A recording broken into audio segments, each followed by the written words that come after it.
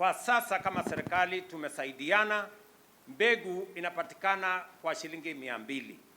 Alafu inaendelea inakuwa shilingi 250, 300. Ile mbegu ya kawaida. Lakini wakulima wamesema hiyo mbegu ya kawaida iko na karata ya pata potea sana.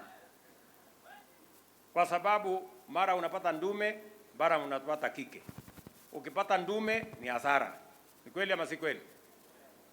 Ili kuondoa karata ya pata potea, ili kuondoa guesswork kwa mambo ya kilimo, mumesema munataka mbegu ya sexed semen. Ile tunajua ukidunga kwa ng'ombe itakupatia ndama ambayo itakusaidia kwa maziwa katika siku zijazo. Nilikuwa hapa na niliwaeleza ilikuwa shilingi 12,000, 8,000 huko. Tukasema kama serikali wacha tupunguze. Tukapunguza kutoka 8,000 mpaka shilingi 2,900.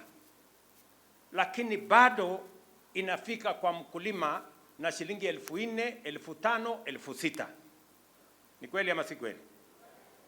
So, na nimewasikiza wakulima kwa makini wakinieleza.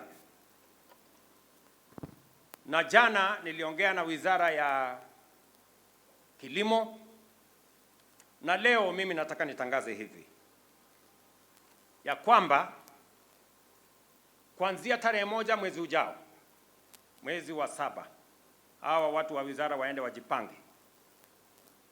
Kuanzia tarehe 1 mwezi ujao, Julai, tarehe 1 Julai, tunapunguza gharama ya sexed semen. Hiyo munanunua shilingi 4,000, tunapunguza mpaka shilingi 1,000. 1,000. Tunaelewana? Shilingi ngapi? 1,000. Sasa wewe Bwana Gitonga, mimi niko na shida kidogo.